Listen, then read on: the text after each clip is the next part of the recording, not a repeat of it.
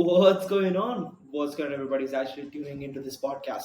First of all, guys, welcome back to another episode of the Nikhil Sai Show, which is hosted by me, the Nikhil Sai, and guess what's going on today? We're back with another amazing special guest. The guest who's jumping on podcast is expert when it comes to helping regular people build an online business and actually make it successful. I mean, she has a very unique formula to launch an online business. She's been a digital entrepreneur, educator, and creator of the Etsy selling formula. And she's empowered over 1,200 people online to start and scale their online businesses. Pretty famous on Instagram. We are going to talk very unique things about how to actually go about building short form content, how to evolve in the fast changing digital selling space, and be up to date in the world of AI. Let's not waste any more time, and actually let's welcome Luna Vega. Hey Luna, thanks for joining us today. Hey Nick, thanks for having me. We are stoked to have you, and I would love to get into the technical details of how somebody can build a digital product business and create short form content and all that good stuff. But before that, can you give us some context? Who is Luna? How did she start? What's your journey like overall to this point? Well, I'm definitely not an overnight success. It's been a very long journey. And I actually started in the e-commerce space where I dabbled with drop shipping. I also did some affiliate marketing. I did print on demand, but all with the Shopify route, if you will. And I had a few successes here and there, but I just couldn't crack the code. And then actually it's funny, like one day out of frustration, because like I had just made a bunch of money and lost it all on Facebook ads once again. And I was like, you know what? I'm going to go on Etsy.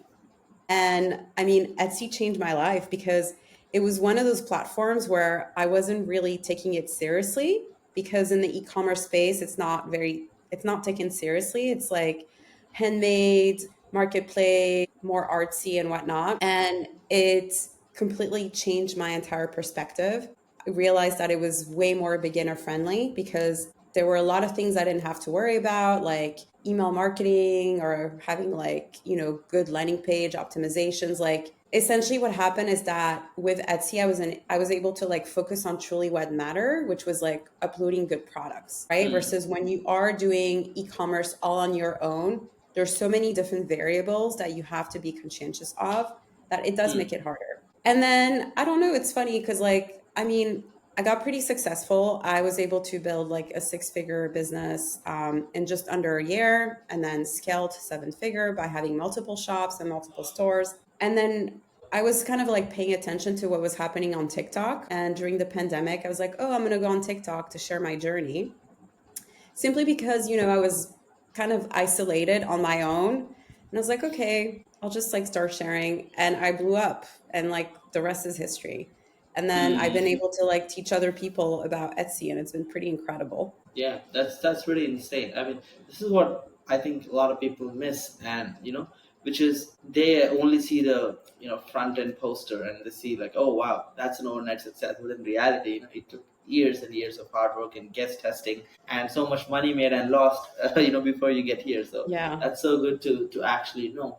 Now, if somebody is listening, right? I mean, the digital space, especially the e-commerce space, is changing so fast, right? I'm assuming what used to work back in the day, like 2017, 2018, when you were starting, to now, the game has evolved a lot. So if you have to share what's working right now, how would you describe it? Yeah, so within the Etsy space, things have evolved, but not as fast as they have with Shopify. But the main change is that folks used to be able to get away with uploading kind of like mediocre mockups. And now you kind of have to put more effort into what you upload, because obviously shoppers are way more sophisticated than they were just like several years back. And you also need to find ways to outsmart your competition by perhaps looking at kind of thinking outside the box, if you will, and not like being so obvious. But Etsy is I would say it's a more design centric platform. And what I mean by that is that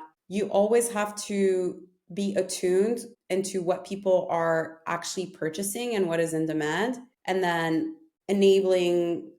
finding a filter to like make your listing stand out. So that's from an Etsy perspective. But what I'm seeing now, and I'm actually super excited about because I'm starting to teach this within my community, is people Mm-hmm. are using Etsy as a lead generation platform. So let Mm. me explain.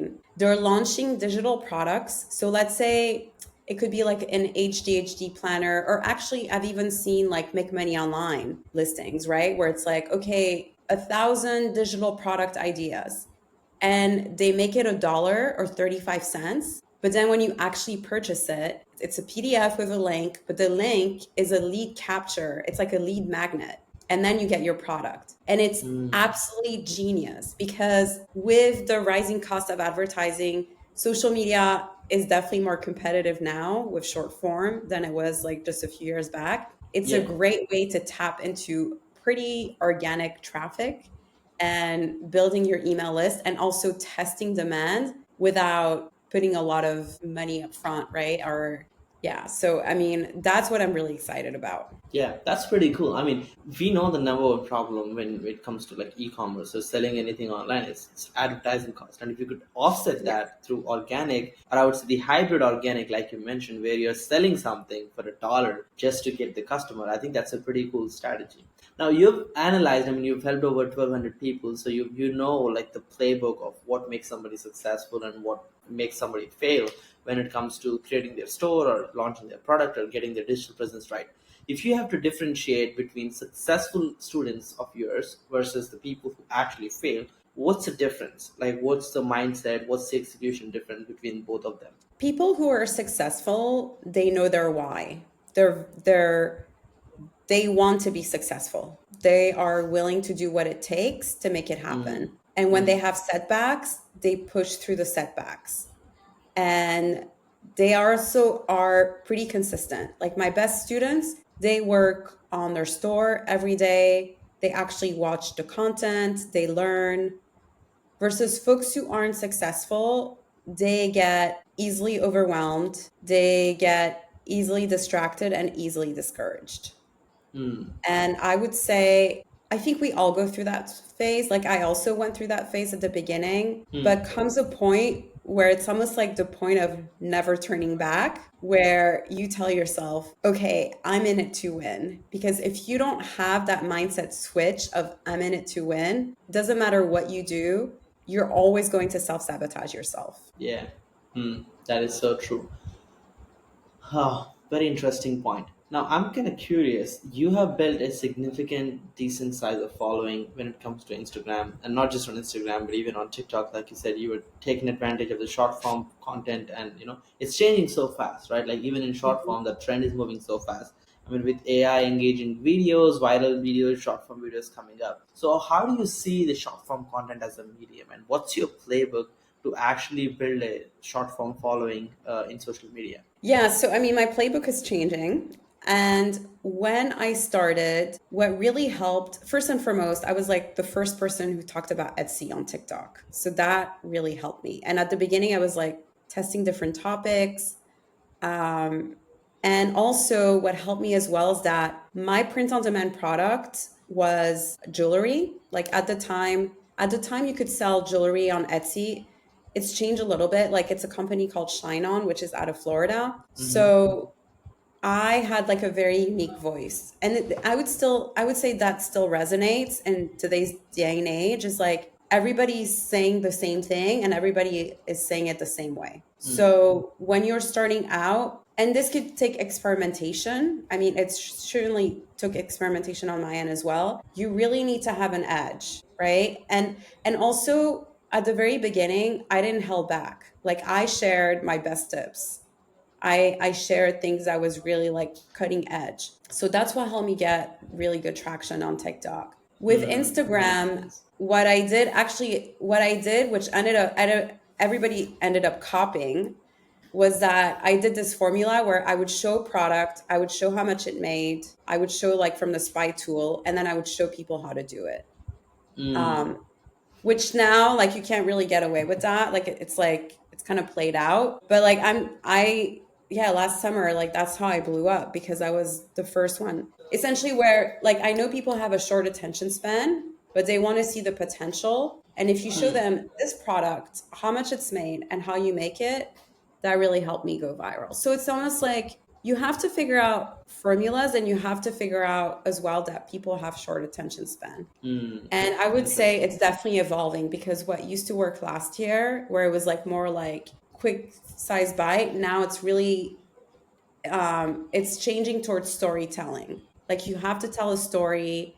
Like there's a lot more visual effects involved. Like even TikTok, it's changing into like more vlogging. So like personally, like it's funny because I'm finding myself having to kind of like refigure out what I'm doing this year, like having to like, okay, I need to re-experiment new things. And it's funny because I'm in a different position now, because like my business is growing. So I don't have like the bandwidth I used to have a year ago to experiment. So that's kind of like new challenges that happen, as you become like seven-figure entrepreneur. It's like you have more to manage, and you have to like figure out how to still keep your edge. Yeah, but the time is still same. Your income grows, the I task know. grows, the task is grows, but the time still stays the same 24-hour window. So how do you think about prioritization in this type of situations where you have more happening, but you still have to innovate? I think that's a constant challenge, especially Yeah. people who are trying to go online. Like they have their day job and they're trying to start a side hustle. They have a lot going on, but they still have to prioritize this new thing.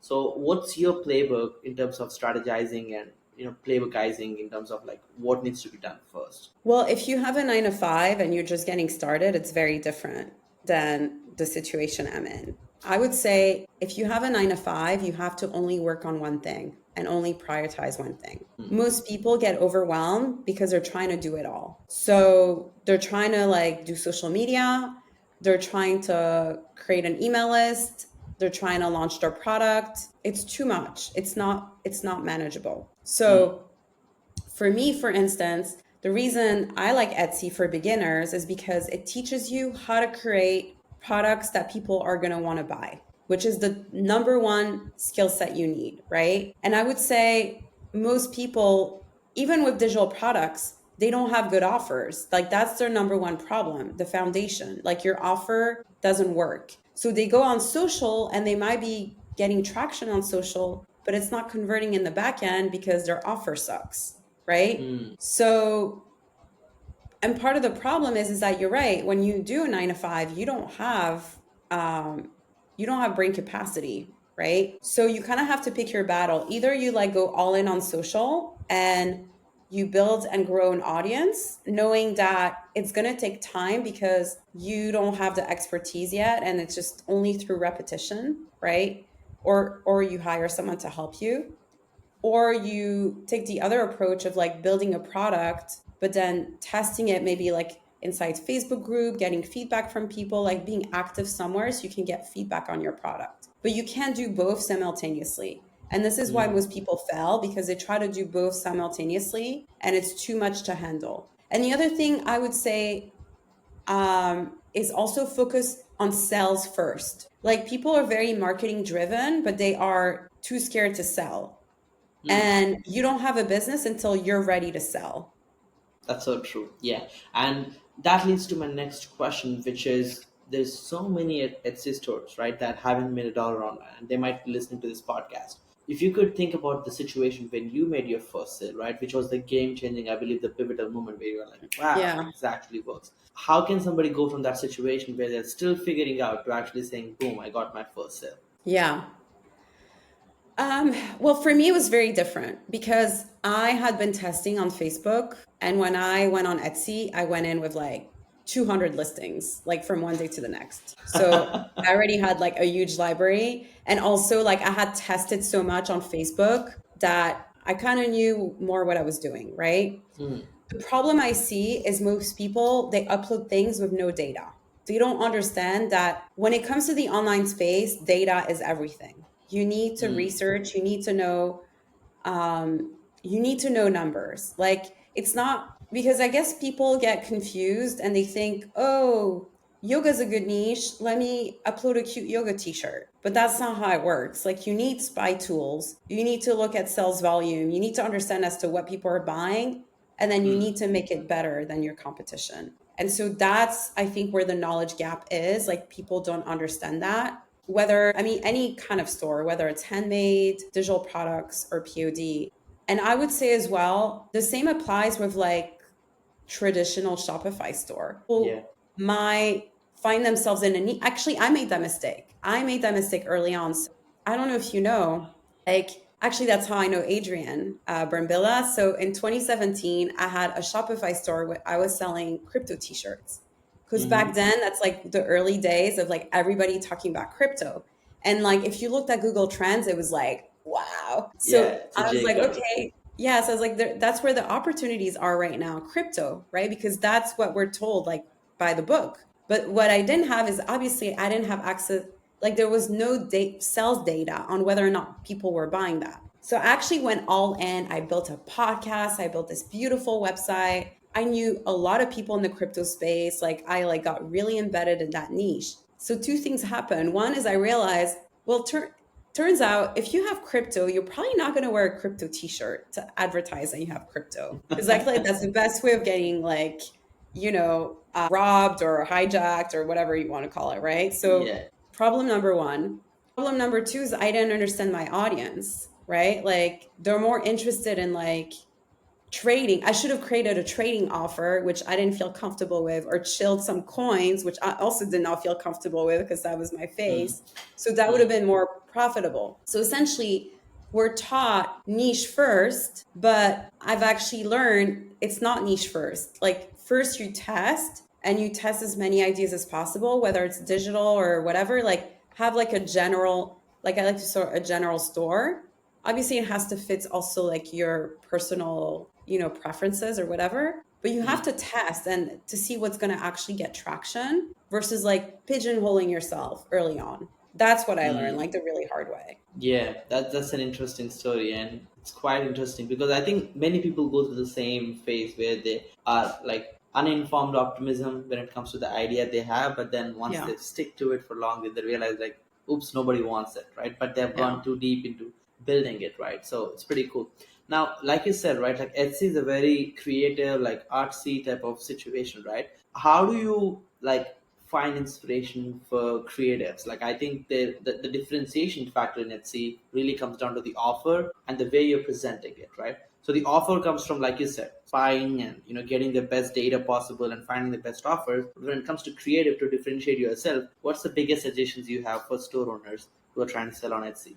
It's actually not rocket science and you don't have to be super creative. It's just a matter of like blending ideas together. It's almost like Hmm. putting pieces of a puzzle together. Like, oh, this is selling well, this is selling well. Would it go well together? Yes. Blend it. That's it. Like Hmm. that's one part of it. And then the other Hmm. part, which now actually with AI you can do so much, is having different mock-ups to make your product stand out. So for instance, like because when you do print on demand, everybody has kind of like the same photo mock-ups, and actually putting in extra work to make yours look different and more high end and really leveraging the power of AI does make a difference in Hmm. today's and it's going to be more and more it's going to make more and more in a difference. And the reason is because to a consumer, if their eyes see kind of like the same thing, right? Or like the same kind of mock-up, it doesn't help you stand out. But if your mock-up looks different, where it feels like, oh, this came out of like a super minimalistic design magazine, Mm-hmm. chance it's gonna just attract you more. Like you're more likely to click on it, right? So Yeah. that's what I'm really seeing is changing now, right? Like folks having to put a little bit more effort. But you don't also have to be super creative. I mean, I think you come to a point like me where it becomes like your sixth sense because I have so much data. Like I've uploaded thousands of listings. I also work with like thousands of students, so like I know what works. That like it's and that's the thing. It's like it's a bank of data, which I'm sure you have with offers or landing pages or whatever, right? So like that's the thing. Like the more experience you gain, the easier it gets because you become like a bank of knowledge. And so Yeah. folks, once getting started, they're frustrated, but they don't realize, well, you're building your bank of knowledge. Like don't like you do need the right knowledge, right? Like so foundation, right knowledge, and then build your bank of data essentially. Yeah, that's pretty cool. I mean, volume negates luck, right? So that's pretty Yeah. cool that you actually mentioned it. Uh, Now, like you mentioned initially, right? Like the big e-commerce guys, right, who are doing like eight figures and all that big numbers, they are on Shopify and they do Yeah. primarily use their own media, clippers, viral content, influencers, paid ads, and whatnot. When it comes to Etsy stores, there is a misconception which I believe, which needs to be broken. I would love to know your opinion, which is Etsy stores are like more of a side hustle. They couldn't really scale. The scalability doesn't exist. There is a limitation to the traffic. I would love to know, because you have scaled dozens of Etsy stores for yourself and for your students. I'm curious, what's the scalability here, and what's the playbook to actually grow this business? Yeah, so there's multiple method, and actually you can easily become seven-figure seller on Etsy, right? The thing is like not all products are created equal. And so it's going to depend on a few things. Like it's going to depend on what category you're selling, and also what else? Yeah, and also the demand, right? So that's the factor. And then as far as scaling, so at some point, yeah, you can kind of like reach what's it called? Not a bottle. Like you can reach, what's it called? It's like when it's like a cap. At some point you can reach a cap, but when that happens, actually what you do is just like you open a Shopify, right? And so for me, like the way I see Etsy is like it's a launch pad. And yeah, you can totally have like a seven-figure business. It's just like up to you to figure out what you want to do next. But then once you do, like you can definitely like have your own Shopify, build your email list from Etsy, like build your customer list, and then you can start running ads, or you can also start selling on Amazon and Walmart. But at that point, when you do that, it's always better to have leverage and be able to hire a team. And it really depends on your personal preferences as to where you want to take your business. Because, I mean, yeah, because it can, I mean, yeah, I speak from experience. Like then it can like become super overwhelming. And Amazon and Walmart and Shopify are all different beasts. Like Yeah. different beasts, different, they work differently. I mean, it works differently than Etsy. So you also have to like keep that in consideration. But I think 100%. for Etsy, like, yeah, I think Mhm. for Etsy, the beauty is that you don't have to worry about all the stuff that Shopify guys have to worry about, which is like email, retargeting, ads, building like landing page, advertorial pages. Like, I mean, it's a lot, right? Like they definitely make, they can make like 8-figure, even 9 figures. But I mean, sometimes like more money is not necessarily the solution either. You know what I mean? Yeah, I see that. Yeah, that makes total sense. So yeah, like you're absolutely right. Like so many e-commerce entrepreneurs I know have really crashed their stores because they were trying to spread too thin, going into so many Mm-hmm. platforms at a time, trying to figure out. Like you said, I think it's one at a time. Like you mentioned, I think Etsy is a good to product launch. It's a launch pad. Make yourself validated with this, and if you want to get serious on that product and you see a long-term demand, then sure you could build a larger store. Otherwise, you could keep making the money from Etsy. So that's pretty cool. Let's go into a different set of questions. If you have to mention the tools you use to manage your clients, your project, your productivity, what would that be like For my info product or for my Etsy? for your entire business? For my entire, well, I have like practically, I have like two businesses. Like I have the Etsy side of things where I manage my Mm-hmm. store. Mm-hmm. And then, yeah, so my info product, I mean, I use Kajabi. I haven't switched to Go High Level, but I'm not sure I want to. Mm-hmm. Um, Slack for my team, ClickUp for productivity, Active Campaign, which I'm not a fan, but it's one of those things that once you're in, it's really hard to get out. And what else? ManyChat, obviously. And yeah, you mentioned clipping. I really want to get into clipping. It's been on my to-do list forever. What about the Etsy side of the business when it comes to So running your yeah, business? with Etsy, yeah. So I use a tool like for spying it, Everbee. I also use another tool like Allura. Then I use a tool called Vela, Get Vela, which is like it helps you like manage like all your different listing, all the different tags and whatnot, and like the mockups within that platform. And then Slack for my team. And then we use Trello to like keep track of all the different designs that we're uploading. Makes sense. Okay, let's get to the next section of the question, which is what's your average day look like? Like, walk us through your daily routine. Oh my God. Well, right now I'm doing a lot of content and that's driving me bananas.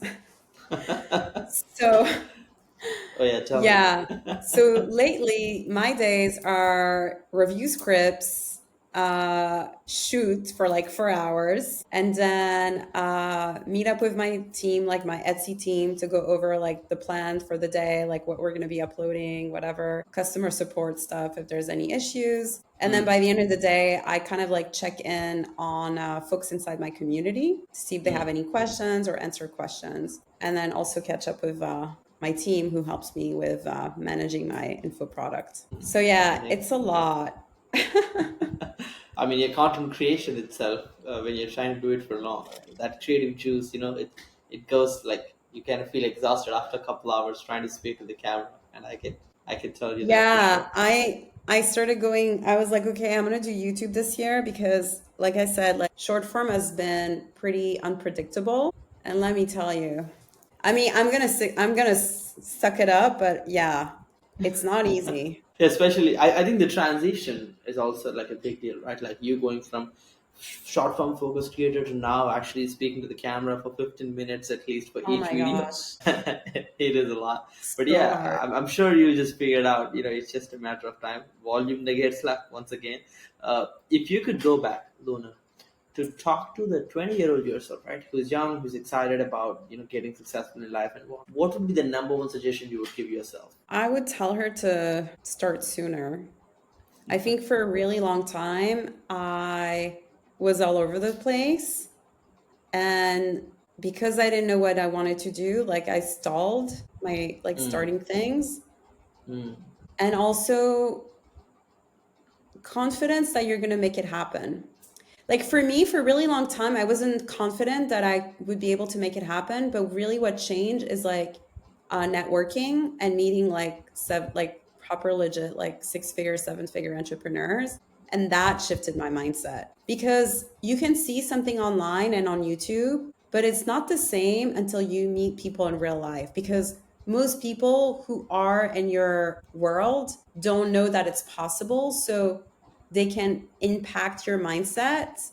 They can, because they're gonna be like, oh, you're dreaming this. And like, without realizing that, it really hurts you to hear that, right? Like, it does affect you. So I would almost say, don't tell anybody what you're working on, keep it a secret. Try to hang out with other weirdos who are into digital marketing or whatever, because that will make all the difference in the world. mm. And just go for it. Yeah. Yeah, yeah, I agree. I think people outside the zone of what you're trying to achieve, they won't get it. I mean, that's how it is No. supposed to work, right? Like only the Etsy 6, 7 figure entrepreneurs will understand what you're trying to achieve, right? And they would support you. Yeah.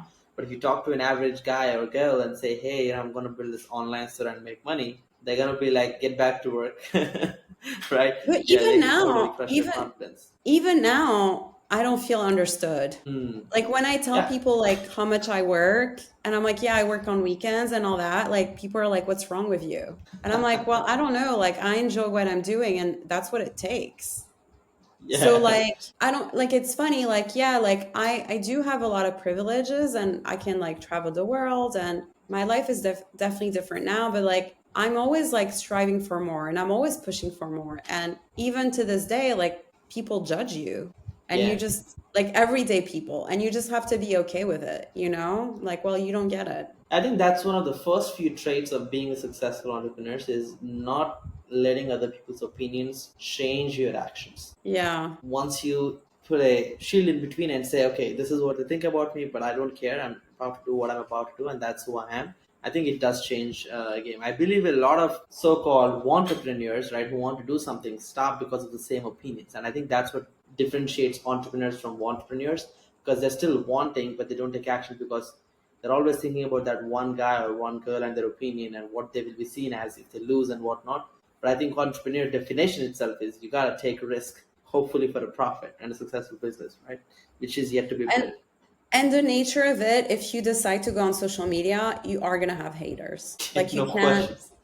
you can't avoid it. Like it's just Yeah. that's just the nature of it. And it's not easy. I'm not gonna say it's easy. Like I have days I get upset by it, but you just like develop a thicker skin. And Yep. yeah, it's almost like you can't care. Like you can't let it get to you because yeah, I mean, I think at the beginning I used to get way more upset, you know, and used to take it very personally. But then as you get bigger, you realize like, okay, well, nobody's immune to this, and it's just part of the game. Yeah, 100%. I think a better perspective I've built as I go continue to deliver value online is people below you are the one who hates you. Mm-hmm. Like most of the times, people who come and write those long comments and throw all Mm-hmm. the hatred they have and say all the bad stuff, they're probably like losing in life, have no hope, and all they do is to just scroll on social media and see whoever is doing better than them and start trashing them because they can't do it. Or Yeah. something like that overall. So that gave me a much better perspective saying, oh, that's a winning, like that's a losing person. And if I'm trying to be a winner, why would I take their opinions on how I should live my life? Or how can I give But them it's the not even power to that. control? That's part of it, but the other part of it is like they don't know what they don't know. So for instance, Ignorance. I did a Uh, video where I was like, oh yeah, I was telling people how to use like ChatGPT to create funny candles, like sarcastic candles faster. mm-hmm. And this woman on my YouTube, she was like, I tried selling candles for 1 year. It doesn't work. It's saturated. And I'm like, yeah, because you probably are not uploading it correctly and you don't know what you're doing. So that's the problem. Like you think you know because you tried for a year, but you've been doing it wrong for a year. So Yeah, people think they know because they weren't successful at it, but it's like it's not because you weren't successful at it that it doesn't work. If you weren't successful at it, it's simply you don't know how to make it work. And I 100%. mean, that like really hurts your ego, right? Like that's something you don't want to accept. So Yeah, I'm with that's the you. thing. Yeah, I'm with you on that. Let's go with the next question. If you have to share your life's biggest mistake and save us from making that the same mistake, or save us from repeating it, what would that be? I mean, I don't know. I've made so many mistakes. But I think that's why I'm here because Mm, I made a lot of mistakes. mm, I wasn't afraid to make mistakes. I mean, I spent too much money on ads. I gave like sometimes I gave up too soon. I made all the mistakes in the book, but I think that's why I'm here. Because I think at some point you have to be okay with the mistakes you made and just like realize that it made you who you are today.